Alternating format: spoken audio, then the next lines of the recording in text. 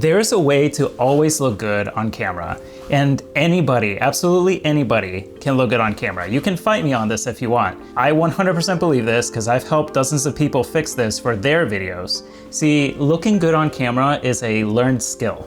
And as with any learned skill, all you need is some practice and a simple framework to follow. So let me share my framework with you. We're gonna cover camera placement, background and set design, lighting, wardrobe, and confidence or performance.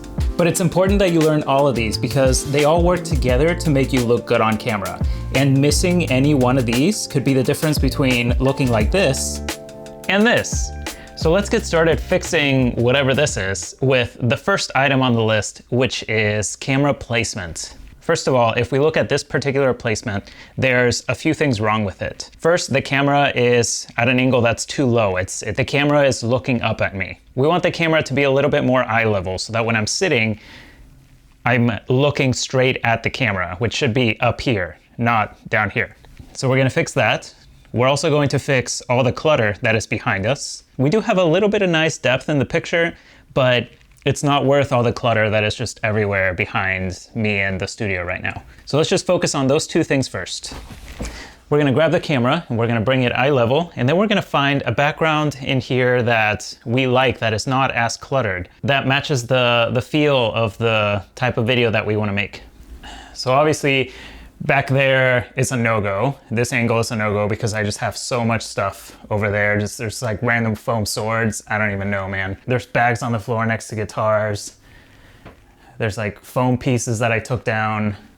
But if we go here, oh, this is kind of nice. I have a little bit of stuff right there, but I can block it if I'm in the way. And then I have a nice empty wall here that I could do something with. And I have a little bit of splash of color over my shoulder, and then I have a window. So maybe we're gonna go with this angle. I say maybe, but this is actually the angle that I like to use all the time. So we're gonna walk over here and place our camera so that it is looking kind of in that direction. Okay, so if I go just about here, now we have the camera more at eye level, and when I'm speaking into the camera, I actually look like I'm speaking to you at the same level and not, you know, I'm not way up here, I'm not way down here. I'm like eye level with you. And this is the first thing that I think about with camera placement. And then the other, of course, is the background. When I'm looking for where to place my camera, I want to find a background that I can do something with. A background that is not too cluttered, that I can turn into a proper, you know, nice looking background that's going to match the feel of the video that I want to give. So that's really all what camera placement is about. The most important thing with camera placement is that the camera is at eye level, or that it makes you look like you are speaking into it at eye level. And then be cognizant of what's in the background. But now we're gonna start getting a little more complex and a little more creative. Let's talk about the second item on the list, which is background or set design. Our background is one of those things that's going to make or break how our picture looks in camera. Right now you can see that the background is still a little bit cluttered here. So we're gonna see what we can do about this. I think what we're gonna do is I'm going to clean up some of the stuff on the shelf. I'm going to get rid of these foam things, and then this little chair that I have too, this little gray area right here. And then we're also gonna remove this jacket from the chair that I'm sitting in right now. Let's just get started. Let's start cleaning up this background. So first thing to go, this thing. Bam, now we have some contrast with the white wall already. Okay, let's see. I might just leave that there for now because I don't find it too distracting, but definitely want to clean some of this stuff up. Okay, there we go, that's all gone. And there we just remove some distractions over there as well. So now if we sit back down, our background is looking a lot cleaner. This background is gonna be a lot better for an educational video because it's got a lot less distractions. And what we're trying to do here is we're trying to just eliminate background distractions and create contrast to make me as the presenter of the video stand out more. Background and set design is a really fun part of this process because this is where you can start being creative and injecting your own brand into things. My brand design for Nerdgate Media tends to be very contrasty with a couple of neon accent colors, particularly magenta and teal. I don't use the teal all that much, but the magenta I really like to use. I think it's a great looking color. And something that I've done here with this background is that I've left a couple of places where I can use lights to bring out those magenta colors. So we're gonna talk about lighting next. With lighting, there are 3 different types of lighting that I want you to think about. There's your key light, which is going to be the light that is going to actually shine on you and make you stand out and make you brighter than everything else. There's your fill lights and your hair lights, which are going to fill in any shadows that are still present and help you stand out from the background just a little bit more. And then there are your set design lights. Let's do the set design lights first, because we just talked about the background and the set. Right now I have a lamp over here, and I also have a light strip on the floor running along this wall. And I'm gonna use those to add my magenta accent color into this. So let's turn on that lamp. Now let's turn on the floor light strip. Cool, and now we have a little bit of that splash of magenta in the background, which is what we're going for.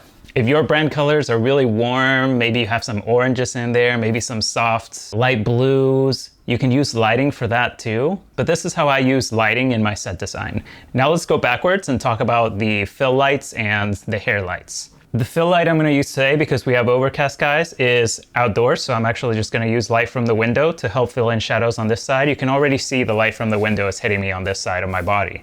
So it's already filling in this side. We will use the key light to then fill in the rest over here. But before we do that, I'm gonna set up my hair light, which it's related to my key light and my set design, because my hair light goes on the set as part of set design and makes it look nice. And two, it motivates the key light, meaning it gives the illusion that the key light is coming from this other lamp that I'm gonna show you that I use as my hair light. So let's get the hair light. And so just by placing this light here, you can see how it becomes part of the set. And when I turn it on, it's going to create this edge around me that's going to help separate me from the background. So and it creates that edge around my hair too, which is why it's called a hair light. I'm actually gonna make this a little bit warmer. Yeah, I think that's good. Okay, we have our hair light now. Now we need our key light, which is gonna be the primary light that's going to light me. I want to set my key light a little bit higher than eye level and at kind of a 45-degree angle from the direction that I'm facing the camera in. This is going to drop some nice soft shadows on my face. It's going to create an inverted triangle here. It's going to accentuate my jawline, particularly around this area. And this is just going to make me look good. I'm going to show you real quick where my key light is placed. So I'm holding the camera straight out in front of me right now. If I turn it around, now I'm looking straight ahead, and then my key light is just right here. That's straight ahead. That's where the camera sits right there. Key light is right there. All right, so let's turn this key light on. And now we have a nice bright source of light that is lighting me up exactly how I want. With this lighting, you can clearly see that the key light is doing a lot of the work here. The key light is the thing that is making me stand out by being brighter than everything else around me. If for some reason you don't have access to natural light for a fill light, or you don't have access to lamps for set design and for hair lights, the one type of light that you need to figure out somehow is your key light. If you only have one window, use the window as your key light. If you only have one lamp, use that lamp as your key light. Put it, right in front of you so it lights up your face. But the whole point is that you have at least one light that can light you up enough to stand out from the background. The key light is the most important light in your setup, and it is the one type of lighting that you absolutely need to make sure you look good on camera. All right, so we got our camera placement now. We have our set design. We have our lighting. Now let's talk about something that everybody forgets about, and that is wardrobe. You will see that right now I am wearing this shirt that is just a plain t-shirt with a weird logo on it. It's this kind of bluish pastel color that doesn't really stand out. It's got a couple of wrinkles on it. I don't know if you can see that. I deliberately pulled this out of the bottom of my dresser so that you could see that sometimes when we want to shoot a video, if we forget about wardrobe, we might just be wearing a shirt that isn't all that flattering, that doesn't make us stand out, because we're not thinking about wardrobe. Wardrobe can also make or break your camera picture. And when I think about wardrobe, I think about two things. One, I want to look good and confident in whatever I'm in. And two, I want it to be something that represents my brand and introduces contrast in my brand design. Right now, this room is pretty well lit, especially with my key light and my other lighting. I have a white wall behind me. So to add a little bit of contrast, what I'm going to do is I'm going to put on a black t-shirt that I'm going to use as an undershirt. And then I'm gonna put on this jacket that I like to use that I've been using in most of my videos lately. Because this jacket is a tan color, it's kind of like a yellowish tan that contrasts really well with black. It contrasts really well with the magenta that I like to use. And it contrasts really well with blues and teals, like this little rug banner thing that I have hanging on the wall, this tie-dye bluish thing. So let me put that on and you'll see the difference in what I mean. Shabang, look at this wardrobe. Wardrobe is the forgotten golden child of looking good on camera. We all forget about it, we all don't even think about it, but it's so important, not just for making you look good and making you feel confident, but for creating contrast and for introducing colors into your scene. No matter whether I'm leaning forward like this, or if I'm sitting back, it just looks good, man. And wardrobe is great because it's very versatile and you can personalize it to who you are and what your brand is. If you have a very professional brand, you might wear business casual, you might even wear a suit, and you could have all kinds of fun with that. If you have a more casual brand, you can dress casually, but still introduce a pop of color. There's all kinds of things you can do with wardrobe that are much easier to do by just putting on a shirt or a jacket than by trying to change your entire set or like paint one of your walls or something like that.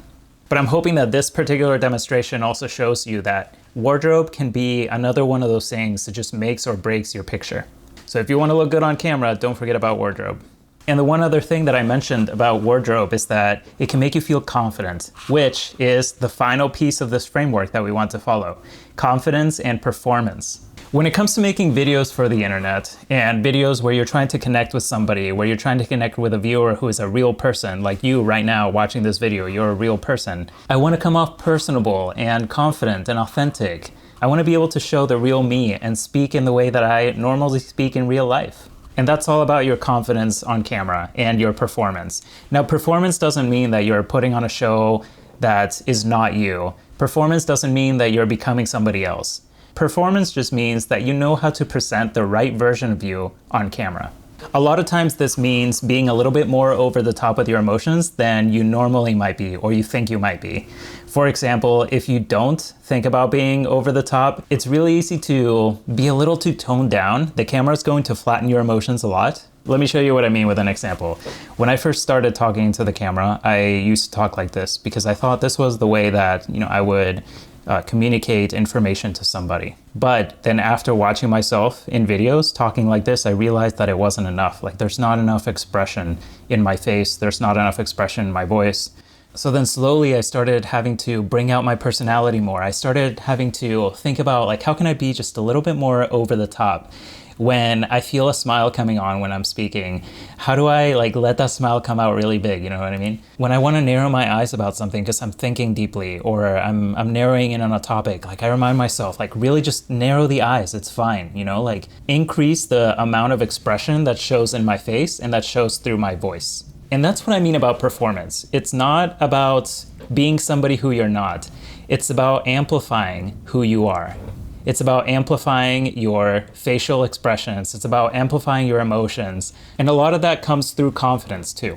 If you're not confident in what you're saying, it's really difficult to be able to perform in that way. It's really difficult to express your emotions more than you're used to. And there are a number of ways that you can make yourself feel more confident on camera. One of them we talked about is wardrobe, right? Another is the way you write your videos. I encourage everyone I work with to write outlines instead of scripts because outlines give you prompts that then you can expand on with your own expertise. And that naturally helps bring out your confidence. When you start talking about a topic that you know really well, it brings out that confidence in you. You start giving all kinds of good information, you just get lost in the sauce, you know what I mean? Then there are all the things that we kind of personally struggle with when it comes to confidence, when we feel maybe self-conscious about something. For example, I don't like people listening to me while I'm recording videos. So I record most of my videos during the day when there's nobody else home because I know that nobody's going to be, outside my door with their ear against the door listening to what I'm saying. So if you have to do that, that's totally fine. But find a way to make it so that the things that are holding you back, that are making you feel doubtful or fearful and holding back your confidence, find a way to temper those or to work around them, or to get over them. And it can take time to do that, and that's okay. Sometimes you have to get creative. One of the best things you can do to do that is to just practice. Just get in front of a camera, know that you're not gonna be super confident at first, but that with repetition, you're gonna get better at it and you're gonna get more confident. And then as you get more confident, you're gonna be able to perform better.